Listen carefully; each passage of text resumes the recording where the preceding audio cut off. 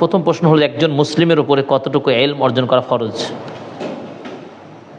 মৌলিক জ্ঞান, যেটি আকীদার মৌলিক যে বিষয়গুলো রয়েছে এবং দিন পালনের ফরজ এবং সুনান, ফরজ এবং সুন্নাহ ভিত্তিক যে আমলগুলো আছে দৈনন্দিন জীবনে চলতে, ন্যূনতম এতটুকু বিষয়ে জ্ঞান অর্জন করা ফরজ, যাতে করে ফরজ এবং সুন্নাহ এই ইবাদতগুলো তিনি জেনে আমল করতে পারেন। এবং জ্ঞান অর্জনের ক্ষেত্রে প্রথম যে বিষয় জ্ঞান অর্জন করে সেটা তাওহীদের জ্ঞান, লা ইলাহা ইল্লাল্লাহর জ্ঞান।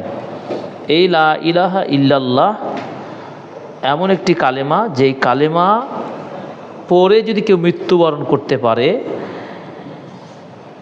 সুনান ইবনে মাজাহ 3795 নম্বর হাদিসে বলা হয়েছে যে রাসূল সাল্লাল্লাহু আলাইহি সাল্লাম বলেছেন, সেই কালেমা পড়ে মৃত্যু হওয়ার কারণে মৃত্যুর সময় তার দেহের মধ্যে একটা প্রশান্তি লাভ করবে, দেহ ও মনে দুটাই। তো এই কালেমা ভিত্তিক আমাদের জ্ঞান অর্জন করা, তাওহীদ ভিত্তিক। এরপর আরকান ইসলাম, আরকান ঈমান, এই বিষয়ে জ্ঞানগুলো অর্জন করা ফরজ। এই জন্য রাসূল সাল্লাল্লাহু আলাইহি সাল্লাম বলেছেন, তালাবুল ইলমি ফারিজাতুন আলা কুল্লি মুসলিম, প্রত্যেক মুসলিমের জন্যই এই জ্ঞান অর্জন করা ফরজ। অর্থাৎ দিন পালনের সাথে সম্পৃক্ত যে বিষয়গুলো, সেই বিষয়ে তার মধ্যে অতীব গুরুত্বপূর্ণ কালেমা কেন্দ্রিক জ্ঞান। যে কালেমার আপনার শর্ত আর রয়েছে 60টি শর্ত।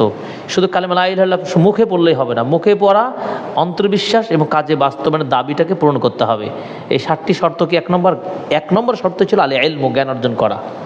2 নম্বর শর্তই ছিল আল ইয়াকিন, মানে দৃঢ় বিশ্বাস। 3 নম্বর শর্তই ছিল আল ইখলাস, বিশুদ্ধ নিয়ত থাকতে হবে। 4 নম্বর আসিদকু, সত্যবাদী থাকতে হবে, মিথ্যার অংশ চলবে না। 5 নম্বর মোহাব্বত থাকতে হবে, ভালোবাসা থাকতে হবে। 6 নম্বর আল ইনকিয়াদ, দৃঢ় বিশ্বাস, আত্মসমর্পণ। 7 নম্বর হচ্ছে আল কবুল, গ্রহণ করে নেওয়া।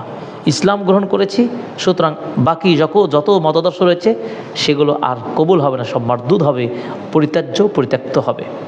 সুতরাং আমরা বুঝতে পারছি একজন মুসলিমের জন্য ইসলামের মৌলিক যে বিষয়গুলো, আকীদা সহ ঈমান, আমল এবং আরকান ইসলাম সংক্রান্ত বিষয় জ্ঞান অর্জন করা জরুরি, সেটি ফরজ। আল্লাহ তাআলা আমাদেরকে অন্তত পক্ষে আমাদের সকলকে মৌলিক জ্ঞানগুলোর সাথে সম্পৃক্ত থাকা, অর্জন করা তৌফিক দান করুন। আমিন।